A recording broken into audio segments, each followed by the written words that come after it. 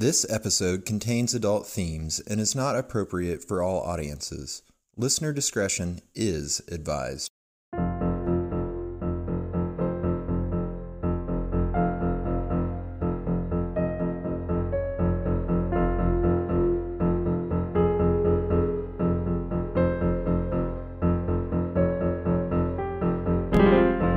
Hello, the world. This is They Will Kill, a true crime podcast. I'm Sadieck. And I'm Courtneyeck. And we are your hosts. And we are sisters. You were about to say you were Courtneyeck, weren't you? I think I was. Okay, listen, guys. I have a new puppy. I've been up since very, very early. I'm a little brain dead, so thankfully I don't have to tell the story tonight. Yeah. You can just sit back and relax and enjoy the cozy confines of false imprisonment. Yum! Yay! Well, this is part 2 of a really crazy story. So if you haven't heard part 1 yet, go back an episode and then come back and hang out with us here. Yeah. Yes, definitely go back and listen to the first part if you haven't, because you'll be hella confused otherwise. Mm-hmm. All right. You ready to take it away? Hell yeah. I am very excited to take it away. And just a reminder, this is the story of the murders of Seymour and Arlene Tankleff. And just a quick recap, they were found dead in their home. Well, Arlene was dead. Seymour was almost dead, and he succumbed to his injuries a couple weeks later and did die. And their son Marty was essentially immediately accused of the crime and put under arrest for the crime, despite the fact that there was evidence that Seymour's business partner, Jerry Stuerman, had clearly had something to do with it. The police never investigated him, took Marty into custody. And where we landed was at the end of the trial, right before they announced the jury's verdict. I can't wait to hear how this ends up. Oh, it's a lot. And I will say, I'm going to introduce a ton of characters. Don't get overwhelmed. All of the information is sort of leading in the same direction. I did include all of it because I think it's relevant and I want to try to do the story as much justice as possible. But if you're listening and you kind of zone out and realize you don't realize where you are, it's okay. It's okay. Like, we'll get you there. We'll get to the other side of it. So don't get too overwhelmed and don't feel like you have to fully keep track of all the characters I'm about to introduce, because I think you'll still get the information. You'll still get the gist. So after 8 days of deliberation, the jury reached a verdict. Marty sobbed for several minutes before he entered the courtroom, the seriousness of his situation finally hitting him. Marty Tankleff was found guilty of 2 counts of second-degree murder and broke down again, sobbing into the table in front of him. The jurors had essentially ruled that he killed his father with intent, but his mother with depraved indifference, which didn't make sense and was inconsistent with the evidence presented. One juror after the fact gave an interview explaining that they had made their decision based on Marty's testimony, that, quote, Marty had said the first time he got blood on his hands was when he pulled his father out of the chair. But, she said, a photograph of bloodstains on the chair showed that the person who got Seymour Tankleff out of the chair and onto the floor already had blood on his hands. The truly strange thing about that statement was that there was absolutely no testimony from either side to back it up. Wow. Her other statements clearly showed that the jury was confused and filled in large gaps of the prosecution's testimony and evidence on their own. No. Yeah. And I didn't go into it, but they spent, 8 days, I think, deliberating, and they pulled back in something like 217 pieces of evidence. Like, they really took their time and they really did their due diligence. But I think it's just such a clear indication of the chaos that the prosecution created in their evidence collection and presentation. And, just like nothing really added up on any level. And it's really clear when the jury based their decision on something that had never been entered into evidence. Wow. Which is crazy. That's crazy. Yeah. And it should be like an immediate mistrial redo, Well, yes, exactly. Yeah. Right. Exactly right. After the jury's decision was announced, Gottlieb received a tip that Jerry Stuerman's other business partner, Eddie Cavallo, had disappeared around the time that Jerry staged his death, and that the disappearance could have something to do with the Tankleff case. Gottlieb was able to postpone sentencing for a month while he looked into the disappearance. He also got information that the jury was somehow being fed information during deliberation that there was no way for them to have otherwise, like Sherry, his sister, Marty's sister, being on the side of the prosecution. He was able to get a signed statement from 2 jurors outlining juror misconduct and how they thought one juror had a special relationship to the prosecution. That juror had also lied on his juror questionnaire, saying he'd never been party to a civil case when in fact he'd been involved in 10. On September 10? Yeah. Yes. There's a big difference there. Yeah, and this guy didn't go into it again, but they saw this guy with people from the prosecution and other places. I mean, like, he obviously had a relationship to the prosecution, and so they were pretty certain that the prosecution was feeding him information that he was then using to influence the jury. God, it's so dirty. It just gets left and right. So much dirtier. On September 27th, Gottlieb asked for another postponement to further his investigation, which the judge granted. The judge heard the testimony of the 2 jurors and claimed that Gottlieb had misled him by saying he was presenting, quote, new evidence, and essentially accused Gottlieb of fabricating a big, quote, frame-up, and that they'd entered into a, quote, new and dangerous era, the era of jury bashing. The judge did conduct a trial of 9 of the 12 jury members. On October 23rd, Judge Tisch announced that the defense motion to set aside the verdict was denied. Mm-hmm. And this is still the judge that's angry about being, yes, like, not becoming considered for the district attorney. That's exactly right, yes. So at that time, Marty was summoned to the bench and said, quote, I stand before you innocent of this charge. I loved my parents. I did not kill them. The judge then handed down the maximum sentence, 25 years to life. This would mean it would be a total of 50 years before Marty would be eligible for parole. Poor Marty. Poor Marty. He's 18 years old. 17. 17. Yes. He hasn't even turned 18 yet. Nope. He's still a kid. God. Yep. Lawyers immediately went to work on Marty's appeals, the first of which was submitted 2 weeks later. The appeal was rejected, but it had originally been a tie. 2 of the judges actually wanted to dismiss the case entirely, and the tie was broken by a judge who'd been the protege of Judge Tisch, the judge who'd handed down Marty's sentence. Jerry Stuerman, however, did quite well for himself after the conviction, and by 1994 he had 30 stores in his chain thanks to the help of his son Harris. He eventually moved to Boca Raton with his second wife, and on his way out of town he bought a car from a woman named Carlene, and Carlene would become a very important character in the case moving forward. In 1991, Carlene had gone to the home of the sister of the man she was dating. So she was dating a guy, and he was like, let's go over to my sister's house. And on the way, he was like, I don't like my sister's boyfriend. He's a creep. And his name was Jerry Stuerman. So the sister lived with a man named Joe, who was into dope and was an alleged wife beater. At one point in the night, Carlene and Joe shared a joint, and Joe began to tell a strange tale about he had dealt dope with Todd Stuerman and that he had been at the Tankleff murders when it happened. Oh. He said he was with a Stuerman, but didn't clarify if he meant father or son. He mentioned crouching down in the bushes and then heading to the Carolinas after the murder. Carlene kept this information to herself for several months until she met her boss's father, Bill Navarra, who was a private investigator who'd been hired by Gottlieb back in the day to investigate the Tankleff case. That's a coincidence. Oh my God, there's so many coincidences in this story. And I'm convinced that Belterre, Long Island, and Suffolk County, Long Island is like the smallest place in the world because it's just people constantly overlap in this case. After a few encounters, she finally told Navarra about her conversation with Joe, and he brought her to Gottlieb's office. It turns out that the Joe she was referring to was the guy who Jerry's son Todd had shot in the arm, the bill collector. Oh, right. Mm-hmm. Which ended up sending Todd to prison. Oh, shit. I forgot his name was Joe. Yeah. So Gottlieb was confused and wondered why Joe would intentionally insert himself into the case.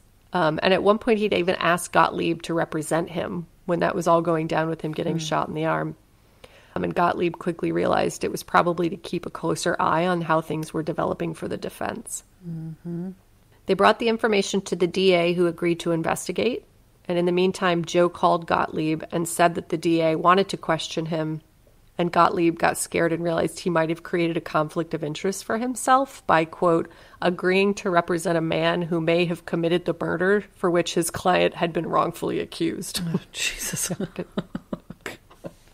So he was reassured that Joe couldn't tie him up in a sham agreement and that he should stay away from Joe to keep it that way. Just do not further engage this guy. Mm-hmm. The investigation of Joe eventually led nowhere. As did. So that story just... Oh, it'll come back. Don't worry. Okay. But Okay. yeah, the DA, they brought the information to the DA and the DA was like, okay, yeah, we're right on it. Okay. I Fizzle, see what's fizzle, happening. fizzle. Okay. Yeah, Got exactly. it. Yeah.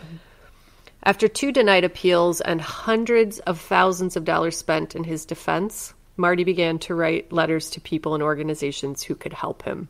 Essentially, his family's like, we're out of money and this is not going well. And his uncle was like, Marty, you've got to start writing to people. You got to start telling your story. Right. Is his sister, has all the inheritance and is like... Yep. Pieced out? Yep. Not helping him at all? Nope.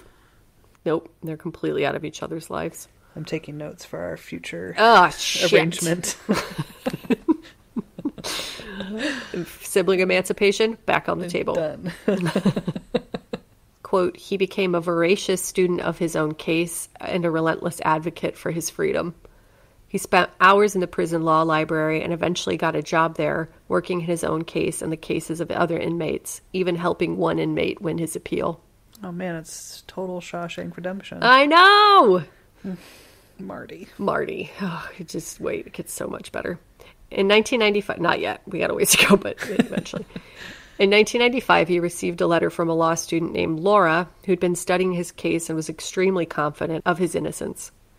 She presented a case to some associates at a law firm she'd been interning at, and they agreed to take on the case pro bono. They met with Marty and were blown away at his almost encyclopedic knowledge of his own case. They started to build their case by finding that, quote, the trial judge made a reversible error when, during jury selection process, he prevented Gottlieb from challenging the prosecution's expulsion of African-American jurors. Mm-hmm. This action violated rulings by the U.S. Supreme Court. They again brought the appeal, and it was again denied. Ugh, God. They appealed again and again, and eventually their case was declined by the U.S. Supreme Court on December 11, 2000. Damn it. Strap in. You're going to be saying that a lot. What year was he convicted? 1990? Yeah, the crime happened in 88. I think he was convicted in 90. Okay, so now we're 10 years into his sentence. Yes. Okay. So Marty continued to write letters. He estimates about 50,000 in total. Oh my God. Yeah. And eventually got word that America's Most Wanted was looking for cases like his and was volunteering to test DNA for people who claimed to be wrongfully accused. Cool. Meanwhile, Marty's attorneys consulted with the Innocence Project, and they joined Gottlieb in asking Suffolk County to make available DNA for Marty's case. America's Most Wanted would only test one piece of DNA, so they had to choose wisely, and they eventually agreed to submit the hairs found in Arlene's hand. In yet another horrible setback for the case, the DNA came back that the hairs found in Arlene's hand were actually her own. Oh, God. Yeah. Bummer. Can you imagine? You're like, the blood, the thing, let's just do the hairs. God. Wrong choice. Also makes for bad television for America's Most Wanted. Right. Well, then I'm thinking it's back like when Geraldo opened up the what's his head's vault, the mobster's vault, and it was completely empty. Yeah, I'm also thinking back to the Craig Pyre, that douchebag. Are we allowed to say that? I don't know. Yeah. And how they wanted to test DNA for his case, and he's like, nah. Yeah. But here's Marty. Yes. Good point. Desperately. Did not do it. Yes. Did not do it. And yeah, he can't. America's Most Wanted is the one that's going to test his evidence. That's bonkers. It's absurd. It's totally absurd. I'm on fire tonight. Bonkers. I'm sorry. Bonkers and douchebag. Here I am. Keep them coming. God. Yep. Marty and his attorneys realized his best bet would be to find new evidence. And the best way to do that would be to hire J. Salpeter, who is the co-author of the book that I got almost all of this information out of, who had found several witnesses to help in another case where a man was wrongfully convicted in Suffolk County around the same time that Marty was. Saltpeter spoke to Marty, and after their call, he recalled, quote, "The innocence was coming out of his pores. Even over the phone, I felt it. The vibrations from this kid were, let's go. This is going to be good." I love Jay Saltpeter. Yeah. Another evolution of the case was that Marty's attorneys had all been promoted over the years, and so he was currently being represented by some of the largest firms in the nation with his pro bono commitment intact. Immediately, Saltpeter noticed the account that Carlene had shared of her strange conversation with Joe, who said he was at the murder. He inquired as to why the defense hadn't followed up more aggressively, and they said that the money had dried up at that point, so they'd done the best they could with the resources. Saltpeter immediately called Carlene, and her first response was, quote, "Where have you been?" Yeah, no doubt. No doubt. She recounted her conversation with Joe, this time adding that he'd said that there'd been a lot of blood, which hadn't been in her previous account to Gottlieb. Carlene agreed to a lie detector test and passed, confirming for Saltpeter that she had no motivation to lie about the conversation. He also interviewed Carlene's boyfriend at the time, who had brought her to Joe's house, who confirmed that he'd held back from sharing information himself at the time because he was worried for his sister's safety. Because remember, Joe was dating his sister. He said he didn't hear all of their conversation, but recalled hearing Joe say, quote, something about hiding in the bushes, being pumped up, watching a card game. They looked into Joe's past and found some charges for statutory rape, attempted grand larceny, and a string of burglaries committed with a kid named Glenn Harris. For one of the burglaries, they had used a Strathmore bagel truck, which did belong to the Stewermans. Saltpeter followed up with Harris and received this letter. Dear sir, what took you so long and what put you on to me? At this point, that is not important. What is important is that Mr. Tankleff will be released soon as we can prove it. He's suffered enough. When I found out you were looking for me, I reflected back and did the math. I have some info. I believe my, quote, theory to be correct. And it's not just a theory. I know it. You know it. Martin knows it. And piece of shit McCready knows it. Can't forget Jerry either. In parentheses, even I can play detective. So I feel I was wrong too. I feel I don't belong here either, yet I'm guilty. I'm a drug addict and by society's standards, a scumbag. To know Martin has been subjected to this shit pains me. All I gotta do is look around. Yet time after time, I've subjected myself to this bullshit. Obviously, there is something wrong with me, and once and for all, I'm trying to nip this in the bud and put an end to this madness. I've been serving life on the installment plan. I was released now and again to hang out with scumbags and basically slowly kill myself. I'm not getting the help I need here. I can cry out, scream, beg, and no one hears my cries, and they expect me to become a better person. As you can see, I'm extremely bitter. I'm looking for redemption, and I don't know if I'll ever find it through Martin, but it can't fuck me up more than I already am. Fly your ass up here in your jet. I'm an arrogant, cocky bastard. My credibility is shot. I won't be trusted and or believed. I guess you can help me. I can use my intelligence when I need to. Deceitful, yes and no. Put it this way. I can be articulate. I want someone to pay. Yes, I'm angry. Nothing is going to give 13 years back to Martin. It was a big political conspiracy. They knew. Yet an innocent man was sent to jail. They didn't play fair, Mr. Saltpeter. By the way, nice fake name. Only kidding. I'm going to need a lawyer. I don't want to get implicated in this fucking travesty of justice.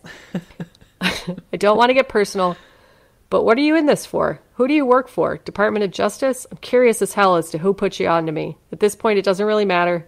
Call it fate or whatever. I'm going to have to implicate myself in a crime to corroborate my quote-unquote theory. I would need immunity. Just get up here. Sorry this letter is so long and drawn out, but I've been waiting. I've been holding it in and I can't any longer. Magnum P.I. Joke, haha. Oh, joke, laugh, haha. You better have a sense of humor, sir. It's the only thing that's been keeping me going for the last 12 and a half of 15 years. I believe I can feel compassion for another now. It has opened my eyes, a blessing in disguise. As far as I know, you're close and you might not even need me. But I believe I can prove my theory. The thing is, will I be believed?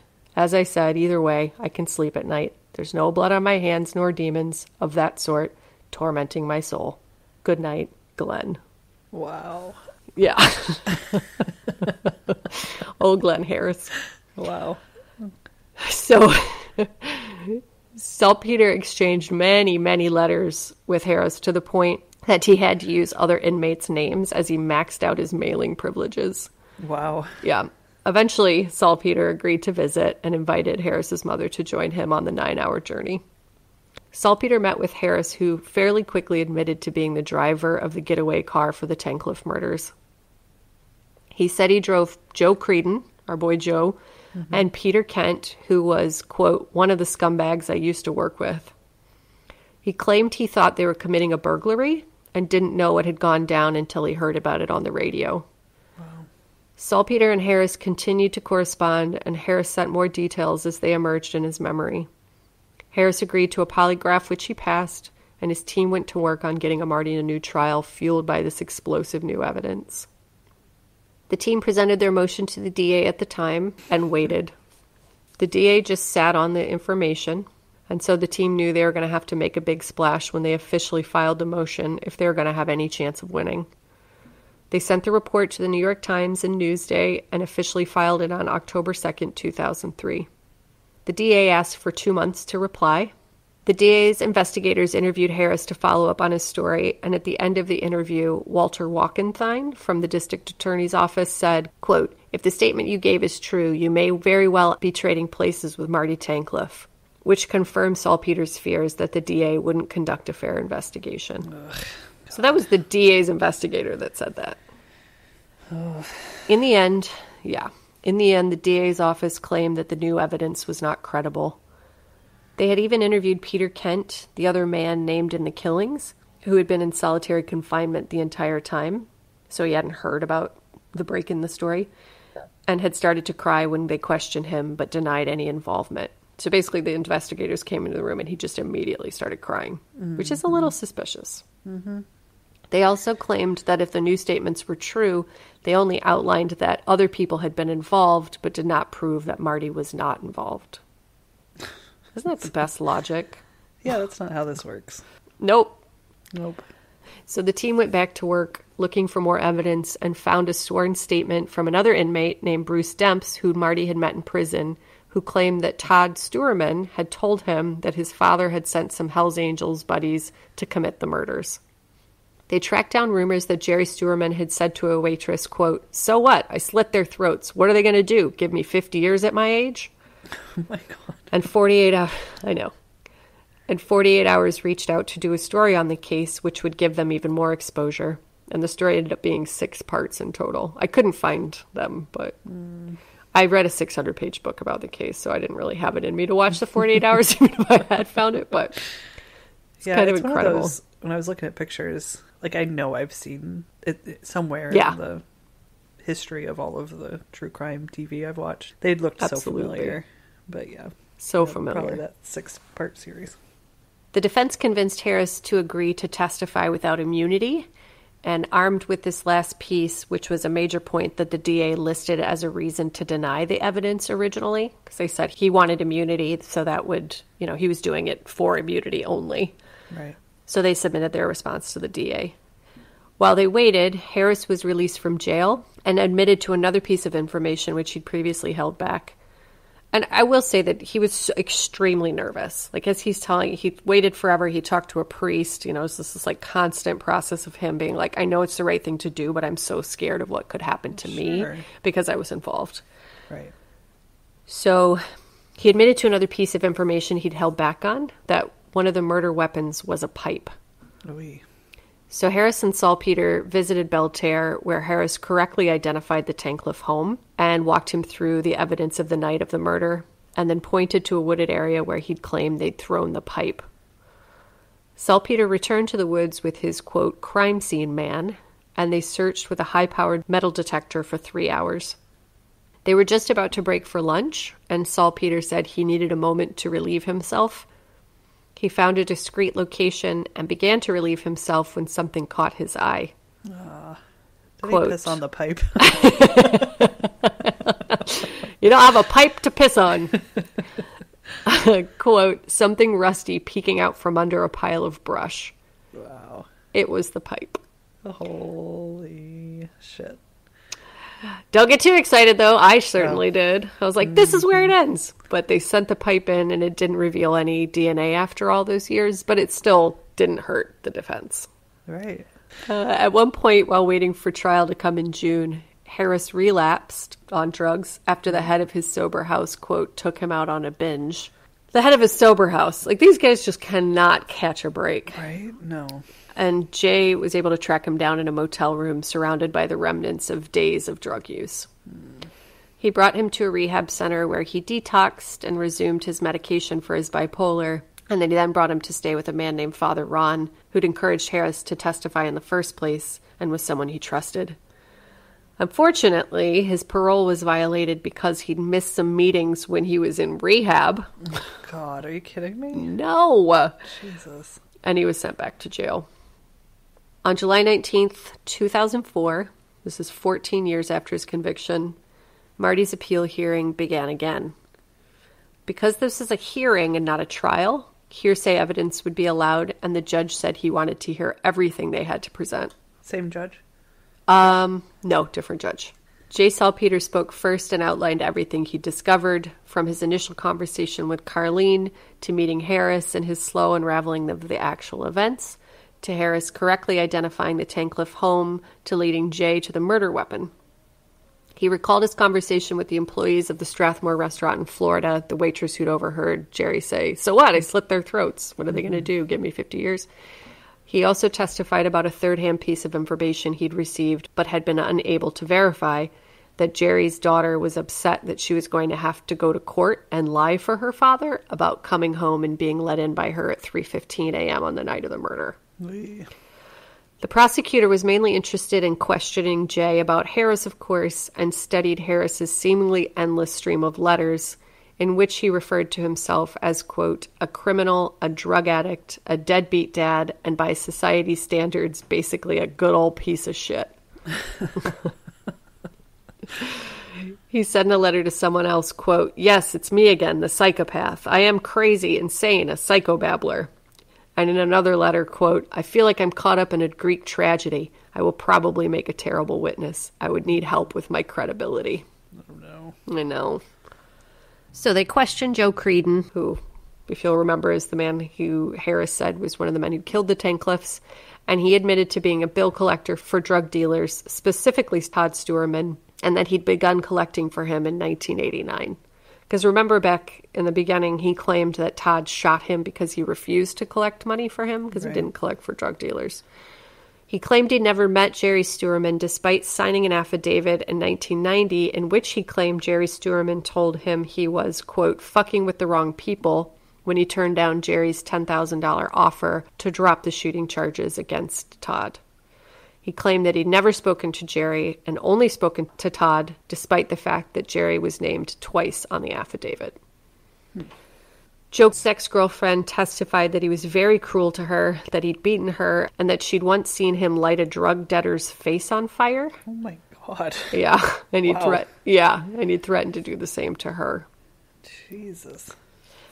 Arlene and John took the stand and repeated their claims that Joe had admitted to being at the murder and, quote, hiding in the bushes watching a card game. An inmate testified that Todd had told him his father had put a hit on the Tankleff family because he'd owed them money. He also claimed that Todd's girlfriend was having an affair with a prison guard, so Jerry had called a Hells Angels friend to deal with it. It finally came time for Harris to testify. Unfortunately, Harris pled the fifth to all the questions that could incriminate him, and his attorney asked the judge to grant him immunity so that he could testify, and that the DA's office was exercising a, quote, abuse of discretion by threatening him directly and through other inmates. He also said that it was hypocritical of the prosecutor to threaten to charge Harris with the crime while also claiming Marty had done it. The judge refused to grant Harris's immunity. Salpeter was devastated by Harris's change of heart, and it was a huge blow for the defense. Bummer. I know. And I mean, I understand, like, the attorney was trying to show the hypocrisy of what was going on. And also, like, this guy, unless we give him immunity, it's not safe for him to testify. The DA is openly threatening him, you know, and claiming he did a murder, that Marty simultaneously, you know, he was just like, it's not safe for my guy unless you give him immunity. And the judge said no. And Saltpeter was like, well, fuck, that's my whole case. Mm-hmm. So another man came forward and claimed that he'd installed cabinets for Jerry in 1989 and had overheard Jerry say, quote, something to the effect that he had already killed 2 people and that it wouldn't matter if he killed him too. The defense was trying to convince him. He said that to the cabinet maker? Like yes. Threatening the cabinet maker's life. Well, he overheard him say it, but yes. Like somebody in the restaurant that he was installing the cabinets in his bagel restaurant. Jesus. And he overheard him say that. Yeah. So the defense was trying to convince him to testify when yet another potential witness came forward. So a man named Scotty Glass had run in the same circle as Creedon, Harris, and Billy Ram, who was a third player that Harris had eventually named in the murder, but that Jay had been unable to track down. Scotty claimed that Jerry Stuerman had tried to hire him to, quote, do a number on Seymour Tankleff, to send him a message because he owed Stuerman money. In this instance, Jerry had said that Tankleff owed him, and Glass asked, like, why don't you just have me collect the money then? It didn't make sense. So he actually passed the job along to Joe Creedon. So Scotty Glass basically was saying he was approached first, and he said no, and referred Jerry along to Joe. The defense was able to get the cabinet guy to testify. Scotty Glass, however, never showed up. Luckily, another character from the drug circle emerged, a man named Joe Graydon. Again, like I said before, you don't need to pay attention to all these names necessarily. Just pay attention to the information that they're presenting. Just like this wild group of... Oh my God. I know, and just when I would be like, this is the guy that's going to break the case, they're like, and then along came Joey Peanuts. And I'm like, fuck, God. My listeners are going to be so confused and so tired. Well, it's just amazing that none of this came out. I mean, I guess they didn't investigate, so of course none of this came out before, but like so many people talked to so many other people, and it's just it endless. Stays quiet for 15 years. It's endless. And there are details. I mean, there's like tons of details, again, that I'm not including because it's just like overwhelming. You could easily do a full series on this case. Right. So Joe Graydon had cleaned up his act over the years, and when he saw an article about Marty's case, he knew he had to testify. He claimed that Joe Creedon told him that one of the owner of Strathmore Bagels had hired him to have the other owner killed. It was supposed to happen at the bagel shop on a Sunday when Seymour usually picked up the money for the week, and it was supposed to look like a robbery. Joe Graydon said that at the time he had some sports bets coming due, and he'd recently reconciled with his wife, who was getting really nervous about the debts that were owed, so he agreed to help with the crime for the money. Joe Creedon asked Joe Graydon to drive him, and when he arrived at the bagel shop, it was locked up and the lights were all off. Graydon was really relieved that he didn't have to participate in the crime, and when Creedon asked him to help again with the actual murder a couple of weeks later, he declined.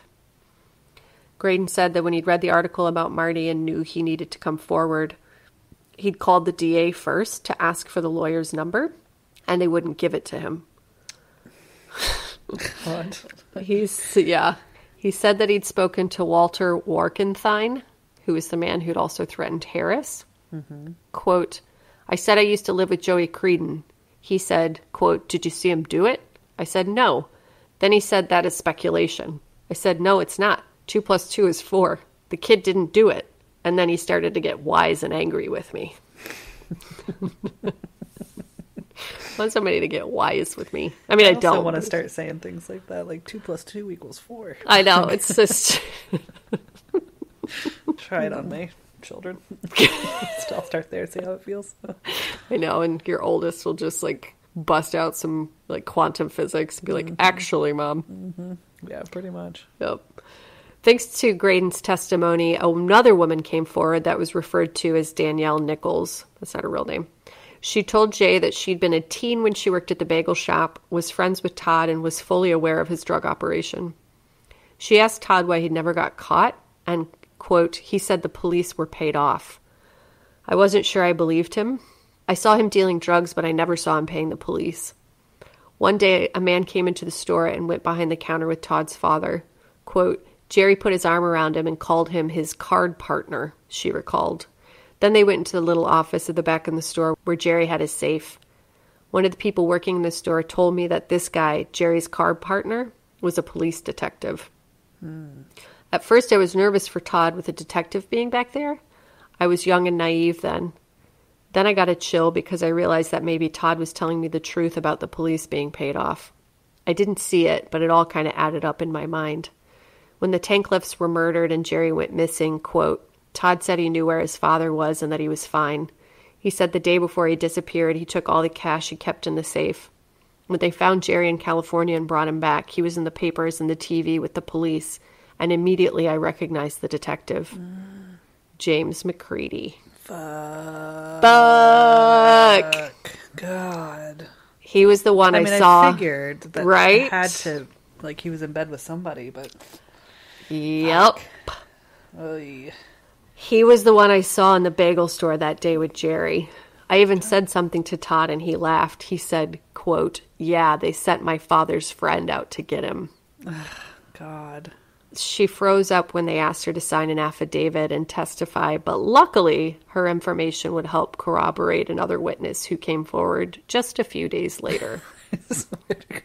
I'm not kidding. And then Jeremy Francisco shows up. It's just like, oh my God, endless. I mean, thank God so many people came forward. You get to a certain point where you cannot ignore it anymore. Right? Like when you're like, here's exactly what happened, DA. Oh my God. Well, just wait. Just strap your little panties on. So Lenny Lebrano saw a documentary about the case on Court TV, which included an interview with James McCready. And in that moment, he realized the same thing that Danielle had, that McCready's relationship with Jerry was not common knowledge as they both thought it was. So when the defense was like, why didn't you come forward? They're like, we thought everybody knew. They were always together. Like they were always out in the open as friends and like partners. Right. McCready had a side business building houses and would frequent Lenny's pizza restaurant to buy lunch for his crew. He also eventually realized that he recognized McCready from Strathmore Bagels, as Lenny had sold their bagels wholesale to restaurants through his previous business. So Lenny loved watches and remembered seeing McCready's Rolex when he chatted with Jerry in the bagel shop. He also remembered that McCready had done some construction work for Jerry. Lenny testified to all of this, and the defense also brought in McCready's sworn testimony that he hadn't known Jerry prior to the Tankleff murders. That dirty dog, man. The dirty son of a bitch. The defense also pointed out that McCready had twice been represented by the district attorney Tom Spoda, so there was a clear conflict of interest. They, quote, intended to move for the disqualification of the DA's office and the appointment of a special prosecutor. Mm-hmm. A third person also came forward to testify about the friendship between Jerry and McCready, and the defense submitted a motion for a special prosecutor to the judge. They included in the motion the SIC's allegation that Spoda and his law partner Sullivan were, quote, implicated in an arrangement to kick back a percentage of their fees to an assistant district attorney and police officers who referred drunk driving cases to them. Ugh. 2 police officers had testified to this being true. Spoda's office had done nothing when the original motion had been filed, and additionally had intimidated Harris through Walter Warkenthine and other inmates. Additionally, they refused to grant Harris immunity and never interviewed Joe Graydon. In the prosecution's response to these allegations, they included an affidavit that was dated the day that they'd filed the response, that essentially disclosed that Spoda's partner had represented the Stuerman family for Todd's second drug charge after he and Spoda were no longer partners, but he'd actually been hired before they'd split their partnership. So by law, the Stuermans had been Spoda's clients too. Wow. So I know that's a fuck ton of information, but basically they were like, okay, we got to file this response. Oh, by the way, we're suddenly disclosing on this day that we're filing this response that there might be this conflict of interest because Spoda's previous partner had represented the Stuermans. And they claimed that it was after they'd split their partnership, but it was not. So clear conflict of interest. None of this had been revealed by Spoda until after the defense moved for his disqualification, nearly a year after the proceedings began. According to a law professor who had nothing to do with the case but was studying it, quote, the conflicts at play were intricate, severe, and irreconcilable. Not even a close call. The entire Suffolk County District Attorney's Office is disqualified. Mm-hmm. But the judge disagreed. Of course he did. Quote, Spoda's past representation of McCready may appear to be the appearance of an impropriety to the layman, the judge wrote, but it had, quote, nothing to do with the case. He said it was solely the job of the defense to find new evidence, not the DA. Quote, to Barkett, who was Marty's defense lawyer, it confirmed what he had been told by a well-connected person he knew in the Suffolk courthouse. Quote, you're going to lose. They let you have the hearing so they can bleed you dry. Then Braslow, who is the judge, will shoot you down and they'll be rid of this kid forever. That's the plan. While they lost their plea for a special prosecutor, they gained time to find more witnesses as their hearing was delayed for 3 months. Luckily, one came forward. I don't believe it. Dude. When Harris had originally... And also, can you fucking imagine being his defense team and saltpeter? And you're just like months and months and months just waiting for all these things to fall into place. I send out emails for my job all the time, and it takes people like 3 days to respond, and I'm a fucking wreck. Totally. So when Harris had originally written down his statement about the night of the murder, he'd mentioned a man named Bill Ram, and saltpeter had gone to work to find him but hadn't heard back. He finally received a call that he'd been waiting for. Saltpeter immediately took a flight to Tampa to meet Ram and interview him. Ram said he'd grown up getting in trouble with Harris and Kent and knew Creedon, who is a little older from around the neighborhood. They all became friends after high school. After years of drugs and crime with his old crew, he had also cleaned up his act, and at the time he was selling timeshares, had purchased a house with his girlfriend, and was doing quite well for himself. Ram confirmed that Kent, Harris, and Creedon had been at his house the night of the murders and had asked to use his mother's newer Honda so that they would be less conspicuous in the upscale neighborhood. They'd wanted him to come with and, quote, straighten out a Jew in the bagel business, but he refused. They did some crack at Ram's house and then left in Harris's beat-up car to go to the Tankleffs. The next day, Harris stopped by Ram's house and told him that Joe and Peter came out of the house looking totally freaked out, covered in blood, and had burned their clothes. His account perfectly corroborated Harris's story. Ram was, quote, articulate and credible, and he would come across much better than Harris would have. Jay asked him to testify, and miraculously, he agreed. Good. His girlfriend had convinced him that it was the right thing to do, and she would also testify after him to confirm what he was saying. Wow. Jay also asked Ram to meet with Kent to try to get more information, but not much came from the meeting, except for Kent saying to Ram that he should, quote, keep his mouth shut when it came to the case. Ram did very well on the stand, and his testimony perfectly lined up with the information Harris had given them, including Harris's claims that he'd only thought they were pulling off a burglary and had no knowledge of a murder. He testified that he'd come forward because of the thought of Marty being in jail for something he hadn't done had been weighing on him, and not only was he not getting anything for it, he was pretty sure the testimony would hurt his parole. Later that night, a call came through to the prepaid cell phone that Jay had given Ram. So he'd given them the phone to use while they were waiting for trial, and then Ram had given it back to Jay. Jay answered it, and it was Kent, clearly furious at Ram for testifying. Jay was struck with the thought that maybe he could convince Kent that his best chance would be to get out in front of everything and blame it all on Joe Creedon. So he left Kent a message, and then Kent called back, claiming that Ram had told him that he was being paid $50,000 for his testimony and that he was going to forward a tape of their call to the prosecution. And Jay was like, excuse me, what? It was not paying Ram $50,000 for his testimony, and it was pretty clear, that Kent was setting it up, like getting this phone call with Jay to send to the prosecution so they could claim that Ram had been paid for his testimony. Right. So the prosecution called Kent to the stand, and he claimed he couldn't have been involved with the murders because he was charged with an armed robbery that had occurred on the same night. The issue with his claim was that the robbery occurred 18 hours after the poker game had ended, leaving more than enough time for both crimes to occur. Kent claimed he was sleeping with Harris's wife, and that's why he'd been included in his recollections of the murder. So he said that Harris was just doing it to get back at him.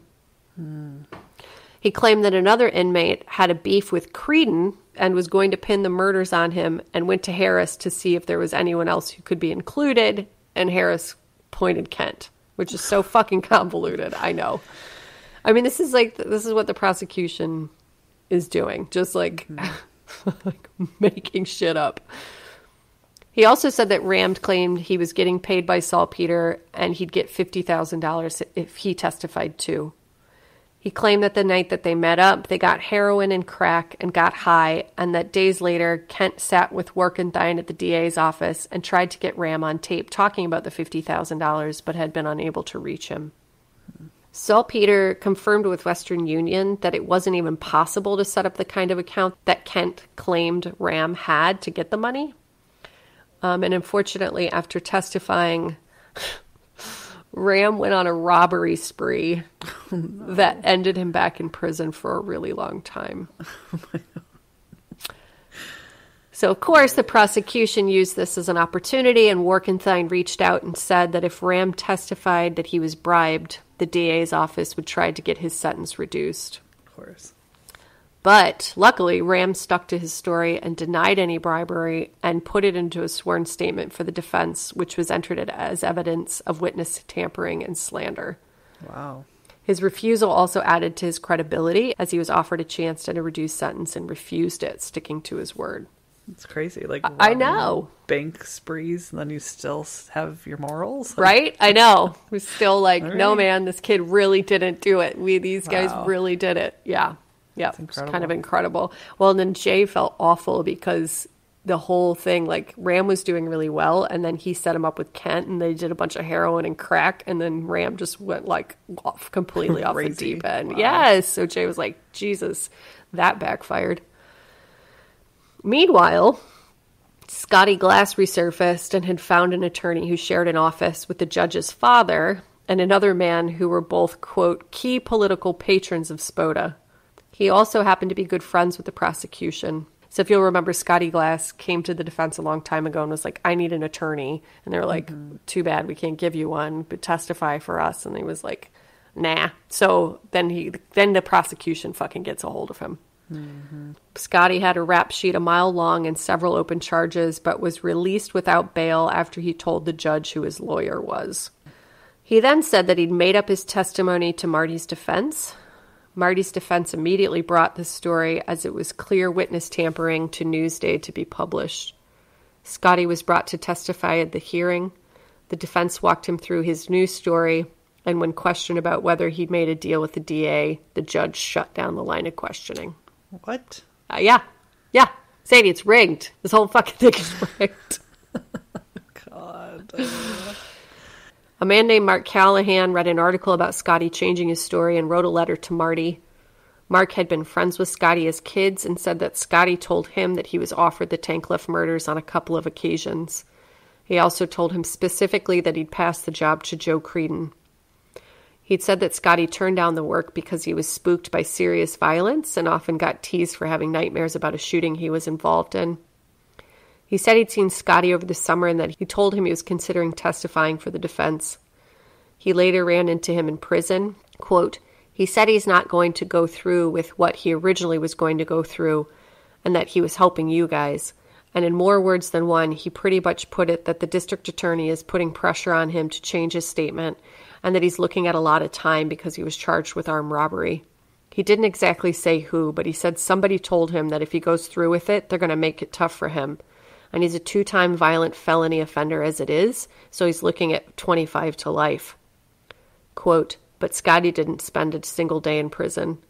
8 months later, the armed robbery charge disappeared, as did the lesser offenses. Yeah. I know. Okay, yeah. On February of 2005, the hearing to decide whether Marty's convictions would be vacated and a new trial held finally came to a close. A few days after the hearing ended, Jay received a call from Terry, who was Joe Creedon's previous girlfriend and the mother of his son. Terry and her son got on the phone with Jay and said Joe had told them something the night before that they wanted to share, but they were absolutely terrified to do so. Joe Creedon's son, who was named Joe Jr., was surrounded by violence from the time he was born. Quote, I remember walking into the house and seeing him, meaning his father, Joe Creedon, having my mom by the throat up against the wall. One time when we were at my Aunt Mary Ann's house, I looked out the window. My mom was sitting on the swing set and he just punched her in the mouth. She started crying. She had a tooth in her hand. Oh my God. Yeah. Terry eventually took the kids, changed their last name, and essentially went into hiding with them. Several years later, Joe Jr. was able to track down his father through a mutual friend, and they spoke on the phone, both crying, which was uncharacteristic for the pair. Joe Creedon began sending his kids money and presents, and eventually Terry caught on that he was back in their lives. Terry was scared but agreed to let them see their father, and he sounded like a changed man when they spoke. He claimed he was clean and ran an auto body shop. Joe Jr. met up with his father, and they had a really good time. There were no signs of the old Joe, and things went really smoothly. They met up again after a family funeral brought Joe Jr. to Long Island, and they spent some time together driving around town.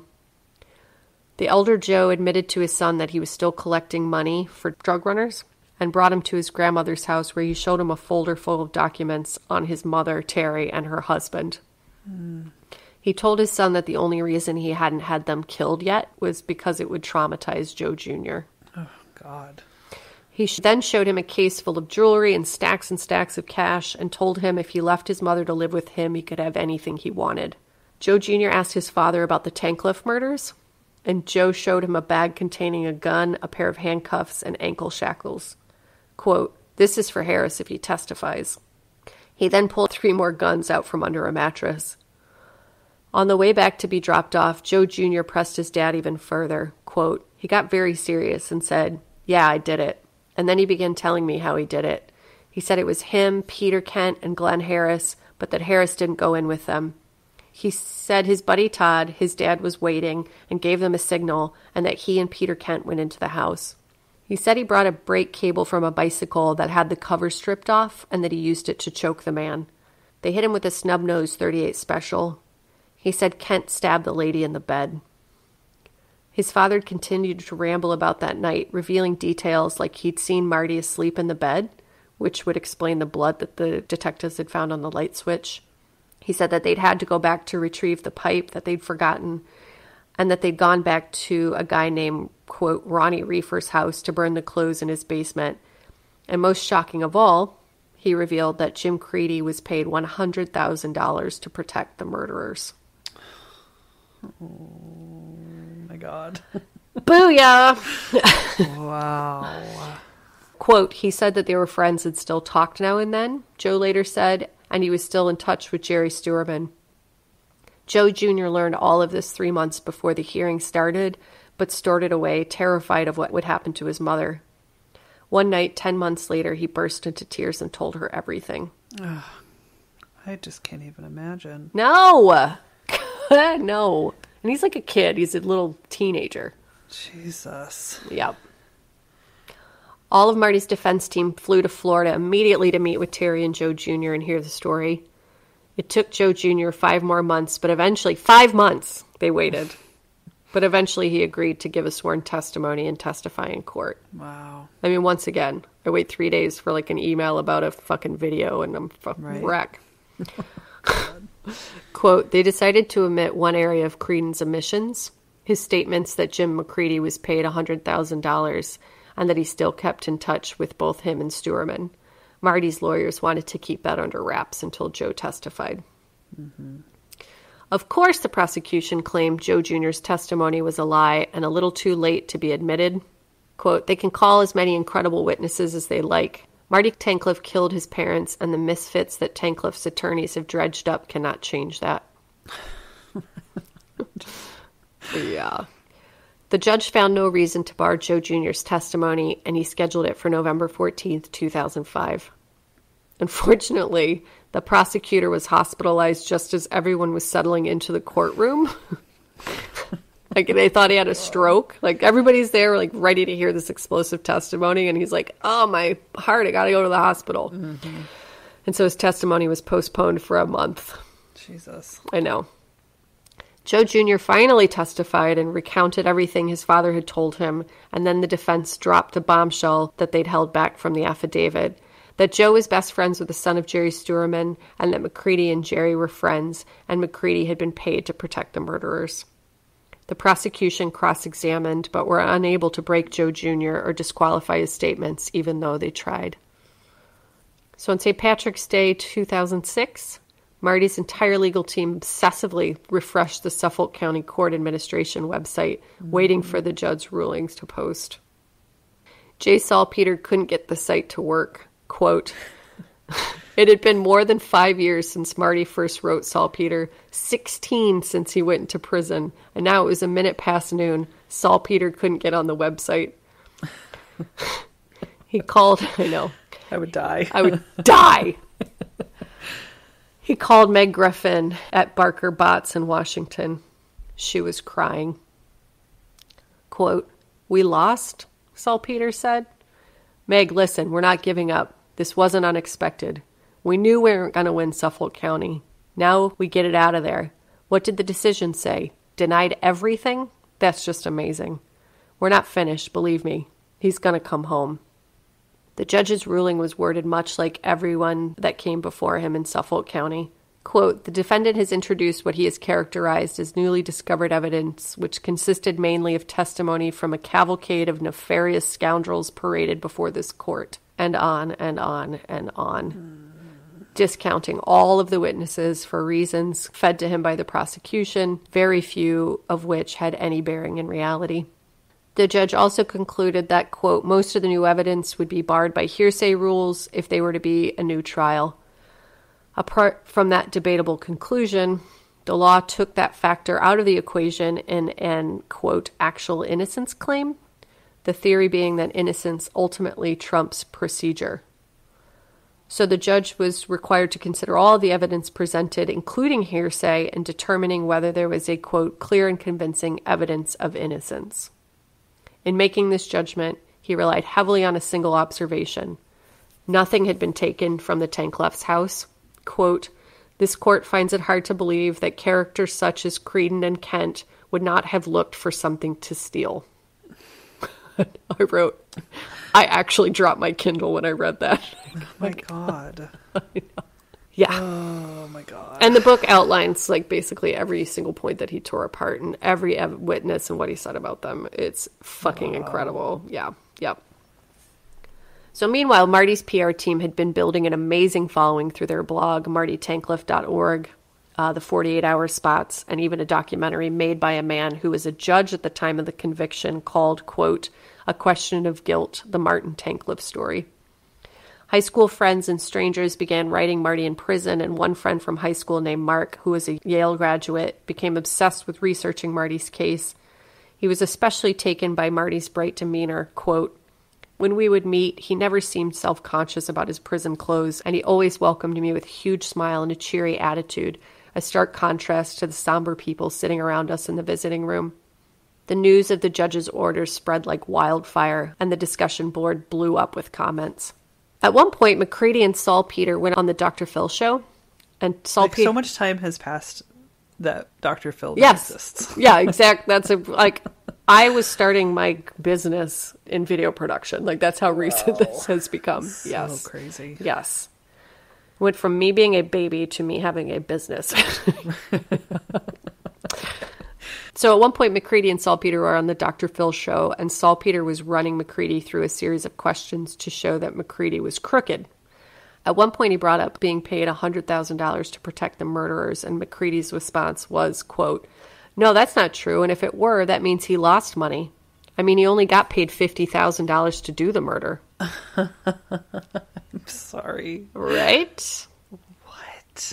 So the defense team tried for months to get a tape of the comment, and when the show aired, the comment had been edited out. Of course it was. Yeah, the network didn't want to be held responsible for the remark. Son of a bitch. Can you believe that shit? No.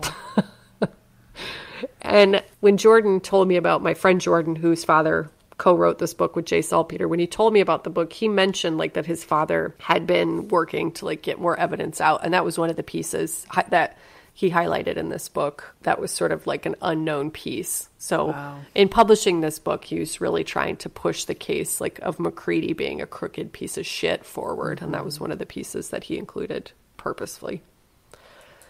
Meanwhile, a man named James Moore had been following the case and was confident Marty would get a new trial the whole time, because who the fuck wouldn't give him a new trial after all that was presented? So when he saw the shocking news that he wasn't getting a new trial, he knew that he had to come forward with what he knew. He'd worked with Kent for a pool company, and in 2002, the two got into a little altercation, and Kent said he'd kill James if he didn't back off. James called his bluff, and Kent claimed he'd killed the Tankleffs with a pipe. Soon after, their foreman told them to get back to work. A few months later, James and his family ran into Kent in line at a McDonald's. And when James asked Kent if he was going to get in trouble regarding the Tankleff murders, Kent immediately launched into talking about the murders and how they'd been paid to commit them, and that he wasn't worried about it because they would have kept him in jail if they had anything on him. Salpeter met with James's boss at the time, who confirmed that Kent had worked for him and relayed that he'd sent Kent to a house to repair a pool, and they hadn't been able to repair it, and that when Kent came back, he mentioned that he'd been to the house before, but it hadn't been for a job. When the boss asked why, he said, quote, "I had business there." Oh. It was the Tankleff house. So Marty's defense submitted another 440 motion that included all of this information, and it was, no big surprise, denied. Yep. God damn it. We're getting close, though, you guys. I swear to God. I'm so tired of, Sadie. Poor Marty. Poor Marty was in there for 17 years. I know. Imagine how he feels, right? Oh, my God. And this poor J. Salpeter, also, it should be noted that J. Salpeter did all of this for $5,000. He agreed to work for $5,000. I think at another point his family gave him like another check for like $4,000 for expenses. But yeah, he essentially, he worked on this for nothing. And his whole defense team worked pro bono. Wow. So the defense team set up a tip line, and a call came in from the wife of a friend of Danny Raymond. So Danny was Kent's alibi for the night of the murder, who Kent claimed that he and Danny had done the robbery together. So he was like, I couldn't have been there because I was committing this robbery that I actually got charged for. The friend's name was Culp, and he said that Kent spoke, quote, on numerous occasions about being involved in the Tankleff murders. He said that they'd hung out recently and that Raymond had said that, quote, Dan said Tankleff was innocent and he didn't want to get involved because this goes high up in the DA's office and the judge. Salpeter tracked down Raymond, who said that Kent and the crew threatened to hurt his family if he didn't give him an alibi, so he complied and put everything into a signed affidavit. So basically Raymond was like, yeah, he wasn't with me on that robbery. Mm-hmm. A new motion was filed, and this one raised the stakes. Quote, it accused the DA's office of not only shielding the true murderers in its defense of a conviction, but actually colluding with one of them to, quote, construct what we now know is a false alibi. Man. I know! The judge again denied the motion, but the formal request to the appellate division to accept an appeal was granted just a month after it was filed. Which was incredibly quick, yes. So, on January 5th, 2007, a brief was submitted to the appellate division with the names of 11 attorneys from 6 different firms. Quote, as the lawyers like to say, nobody ever leaves Marty's case. That's incredible. It's incredible. And these kids had started as first-year lawyers, and they had grown into, like, big-time attorneys from 6 different firms. I mean, when you look at the facts of the case, though, I know. can only imagine. I know. You get a taste of it, and you're like, I have to see how this ends. Totally. Yeah. Multiple amicus briefs were also attached from additional innocence organizations. Quote, a brief was submitted by 30 former New York area prosecutors, assistant DAs in both Long Island counties and 4 of the 5 boroughs of New York City, as well as former assistant U.S. attorneys and New York attorneys general. Oh my God. I don't use this term lightly, but I totally just got full body chills. Yet another brief was submitted jointly by 3 national and state criminal defense lawyers associations and 2 retired judges. Oh my God. I mean, it makes me even more scared of false imprisonment, though, because... Jesus, this is how hard you have to work to get out? Can you fucking believe that? And then the Queen of England. I know. And the President of the United States. And then Jesus and God. Yeah. I know. They're like, pretty sure Marty did it. Bunch of scoundrels. Oh my God. Marty had also written to the SIC, who worked with Saltpeter to quietly open a new investigation into the conduct of the Suffolk County police and prosecutors from the time of the murders. Oh my God, quick side note. So Saltpeter was hired to work with James Gandolfini on The Sopranos. He was like a fact checker for them. Yeah. And he became good friends with James Gandolfini. And he was like, look, I'll work for you for free for the rest of your life if you'll come with me and meet this kid in jail. And so James, they surprised him. Like, he just walks into the meeting room and James Gandolfini's sitting there and they like get to hang out and like had a good old time. And then James Gandolfini like publicly spoke on Marty's behalf. I know. God. I love him, but I just thought that was so sweet, right? Yeah. So both sides argued their cases to the panels of judges, and in the meantime, yet another tip came from someone who knew Joe Creedon and had heard him relay information about the murders. That person called and spoke to Bob Doyle, who'd originally headed up the investigation, and a few days later, they'd gotten a visit from the prosecutor, goddamn Walter Werkenthine, and another investigator.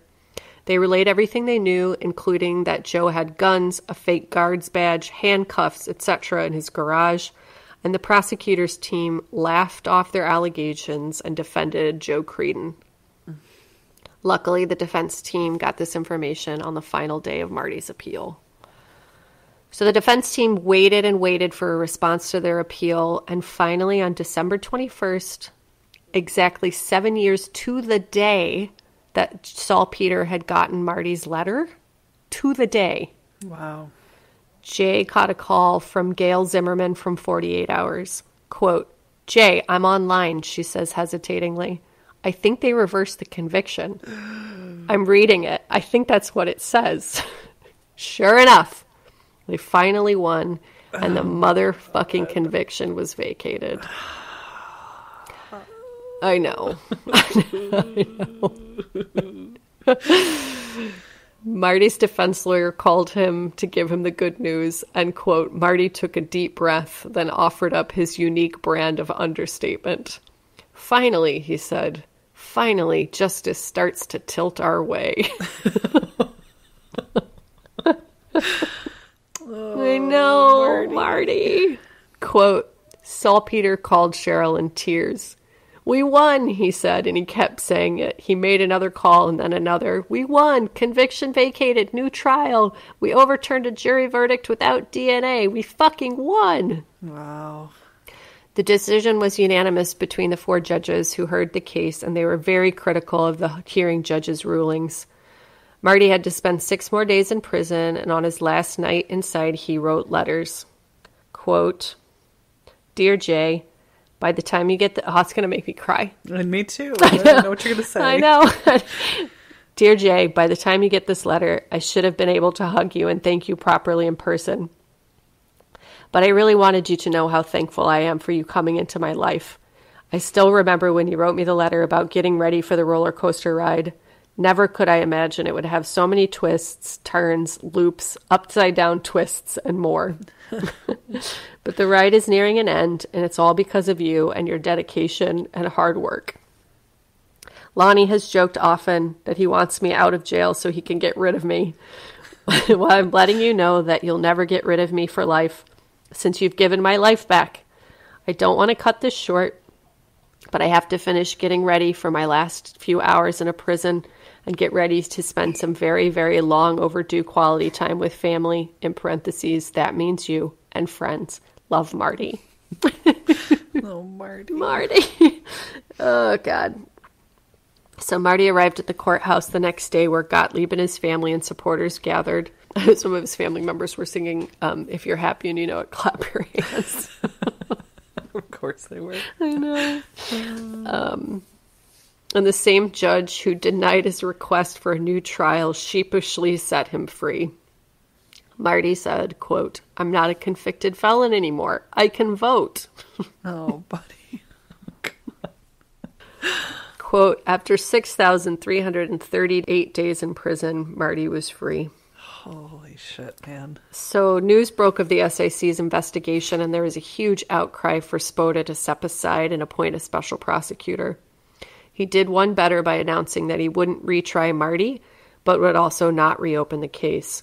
Quote, "The manner in which Arlene and Seymour Tankleff were killed is totally inconsistent with a hit or burglary, as has been suggested. Nevertheless, for legal and factual reasons, the prosecution against the defendant is over." Governor Spitzer then announced in a surprising twist that State Attorney General Andrew Cuomo would take over the investigation of the case, and he said that he would start from the beginning and see where the evidence led he and his team. So unfortunately, this essentially put Marty back in limbo, as Spoda would have just dismissed all charges. So while Marty waited once again for the outcome of the rest of his life, he enrolled in Hofstra University, where his parents had the trust. Right. His uncle was like, "Might as well, just waiting for you." Where he studied philosophy and sociology and also spent time studying, quote, "the changes in New York's law on depraved indifference murder charges" at his defense lawyer's office. Wow. Yeah, that was one of the, I think they claimed he killed his mother with depraved indifference. Right. So on June 30th, 2008, everyone was summoned to the courthouse, and the announcement was made, quote, "After extensive review, the Attorney General has determined that although there is some evidence that the defendant, Martin Tankleff, committed the crimes charged, after 20 years, the evidence is insufficient to conclude or to prove beyond a reasonable doubt that he did so." Quote, "Marty was not to be retried, and no one else was to be prosecuted either."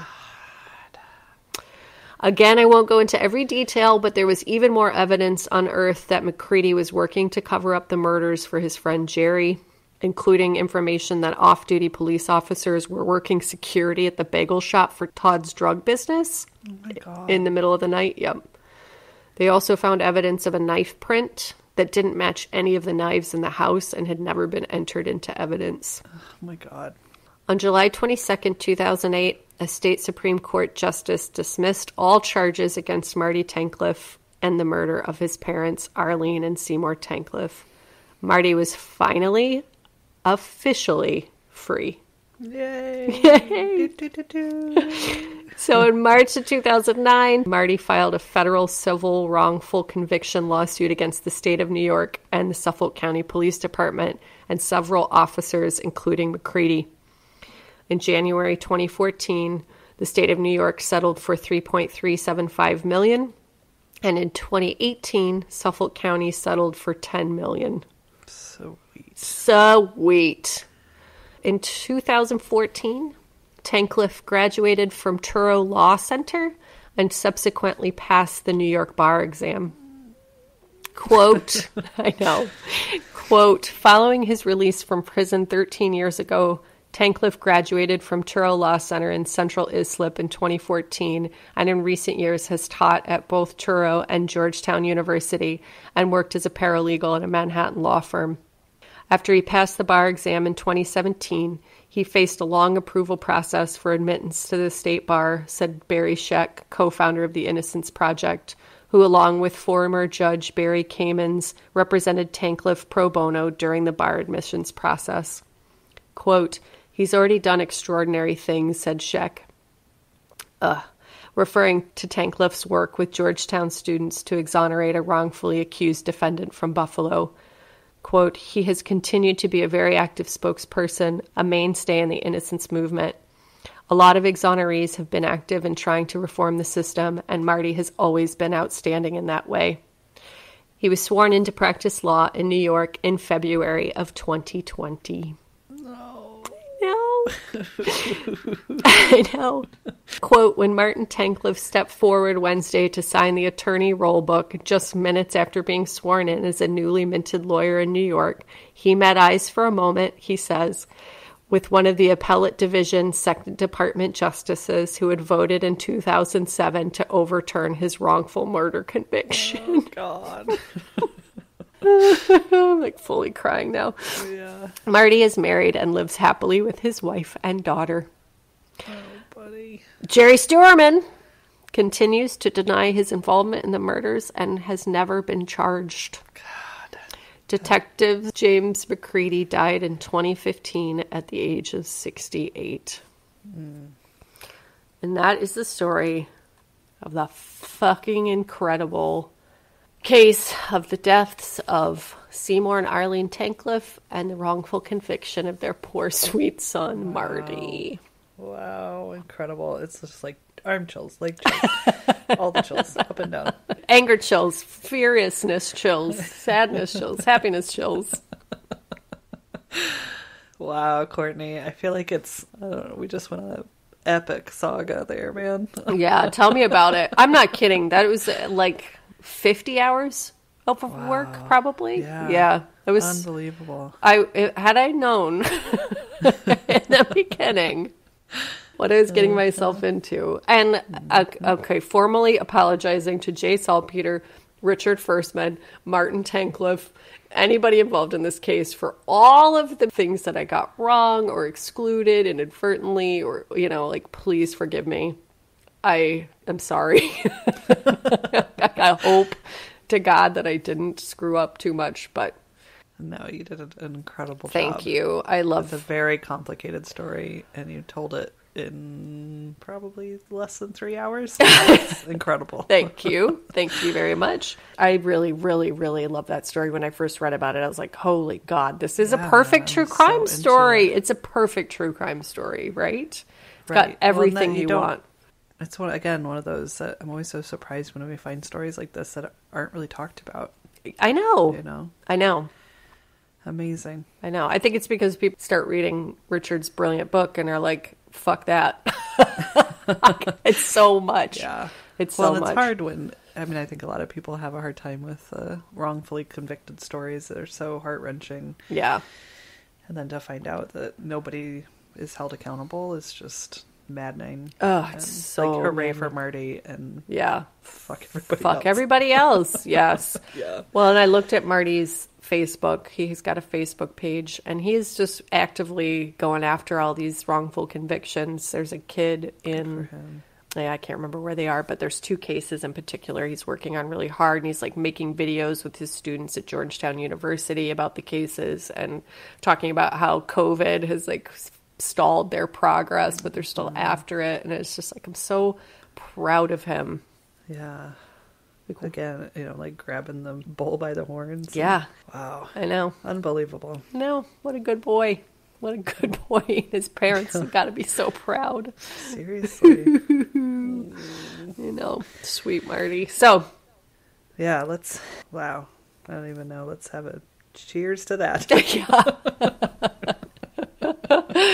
Well, and we'll definitely put the Innocence Project on one of our, if you join our Patreon every 50 out of $1,000, we're going to donate to a nonprofit, starting with, help me? Aliana. Thank you. DeFries. Aliana DeFries Foundation. But after we give them some hundreds of bucks, I think we should move over to the Innocence Project, because this really drove home to me how impossible the system is. Once you're in it, it's goddamn near impossible to get out of it. So, yeah, that's the truth. Well, so that's... Want to do any quick businesses? I don't even want to move past it. I feel like we should just sit on it forever, but we should also go eat dinner. I'll let you go eat dinner. I ate some fried rice before I got in here. That was smart. I know. I should have prepared better. No, that's all right. We won't keep you too long. I did just quickly want to touch on one business. We did get a review that pointed out that we never talked about, in the case of Hannah, what's her last name? I'm so sorry. Williams. In the case of Hannah Williams, thank you. That we didn't talk about the inherent racism involved in the relationship between her parents, her adoptive parents, and her. And, reading that review, I was like, huh? But then, you think back on it, and I think that I'm just like screaming and vomiting my feelings and my, perception of the case, and then going back to it, you're like, I never actually said that her parents were racist, and they were. So just I want to go on record by saying that Hannah Williams' parents were extremely racist, and kind of the worst kind of racist, which is the kind that's all tricky and hidden racism that's like covered up and justified with religion, which is well, and also like I'm not racist. I'm a hero. Yes. African children. Yeah, which is so disgusting. And yes, we kind of touched on it, and I think we hesitated because I don't want to sound like I think that all adoption is bad, and I don't think all interracial adoption is bad, and I don't think all international adoption is bad, but I think that there are tons and tons of cases of white people, specifically white fundamentalist Christian people, being like, I'm going to go to this like savage place, and save these children from this godless land. And it's disgusting. Don't do that. And if you don't understand why that's racist, because it's a little confusing, please reach out and I'm happy to explain it more. But it's essentially like somebody thinking, and they said, like the other kids said, she wasn't quote unquote trained, and they were. And, all these things that they were saying are implying that they are less than because they are black or they come from this African country, or, it's implying a million different things. All of those are deeply seated in racism. So yep. I think too that often something that you and I, as we do this podcast, have to learn that we know each other so well. Exactly. That I find myself like, you understand what I mean. Yep. Yep. And we forget that we then take the things that we understand between each other and put it out to the world. Yes. Who turns out doesn't have the same relationship that we have with each other. That's exactly right. So it's something that we're going to work on. I think that it's just part of the process of getting feedback, receiving it, and then learning from it. Absolutely. And I'm not going to respond to every, review. And we can't just constantly be tormented by what other people think of us. But that review is like, oh shit, that's a valid point. Like, I think that everybody understands that that's where I'm coming from.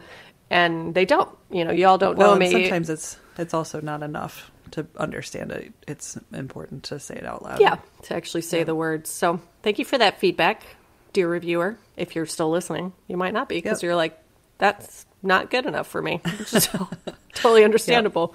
So and something that we've also talked about real briefly is that, leave all the reviews you want. If you want to have a conversation with us about it. Yeah. We really are open to constructive feedback and criticism and would love to learn. Yeah. So if you want to actually talk to or put it out there in a place that we can respond to you and learn more, email us, find us on Instagram, Facebook. We are actually the ones that look at those things and respond to them. We're very open to that. So yeah, for sure. Just know that we see our reviews on Apple. That's all. We can look at them and would love to have more conversations if people want to do that. Absolutely. Because we're dealing with a lot of different stories, from a million different cultures and communities and places that we don't have access to, and are very aware of the responsibility and sort of the precariousness of what we're doing. And so, it's something we have to remain open to. And I don't want to let reviews, if somebody's like, I don't like your voice, like that, whatever. I don't like your face. I don't like your writing style. But, we want to hear from people who are affected by these things and try to remain sensitive, not to the point of being paralyzed by what we're doing, because that's where the danger comes in, is just being like, we're never going to do it right, so we can't do it at all. It's more like, okay, we're going to do the best we can sincerely and continue to, check in and be better and do better. And acknowledge that we're imperfect and we're... No, yes, you're absolutely right. I'm imperfect. I'll admit it. Yep. Yeah. But willing to learn and want to grow while we do this. Absolutely. It really means so much to us. Yeah, fuck yeah. And you all mean so much to us, and the people that we report on mean so much to us. So it's so true. You're our little Eccles cakes. Mm-hmm. I love you guys. Yeah, I do too. So I really do. I think that's it, really. I'm going to have a giveaway coming up, but I had to get through this case first. It's all I've been doing for days and days and days, but look on Instagram. Probably this weekend I'll start that process, if you're not all sitting in the sun on Memorial Day getting White Claw wasted, which is what you should be doing. But we'll be in touch about those details soon. And if you get bored on your Memorial Day weekend, you can find us on Instagram, Facebook, and Twitter at They Will Kill. Our website is theywillkill.com, and you can email us your criticisms, compliments, questions, case recommendations at theywillkillpodcast@gmail.com. Rate, review, subscribe. Please. On Apple or wherever. I think that, anyway. Yeah, mostly Apple, but anywhere you listen. Yep. Thank you to AJ Bergantz for our music. Thank you very much. We love your sweet face. Very and much. Your brilliant mind. Yep. And your dancing fingers. Like, what do you say about piano players? Glorious. Ivory tickler. Ivory tickler. Oh, God. We love you. And remember. Oh, God, I had one. Don't ever say ivory tickler. Yeah, just don't. Just wipe that from your memory. Remember to not remember that, as that was pretty gross. Yeah, you can send me a review to say, Sadie, don't ever say that word again. I will take that criticism and put it in your storehouse of common knowledge. That's what our teacher used to say. Put that in your storehouse of common knowledge.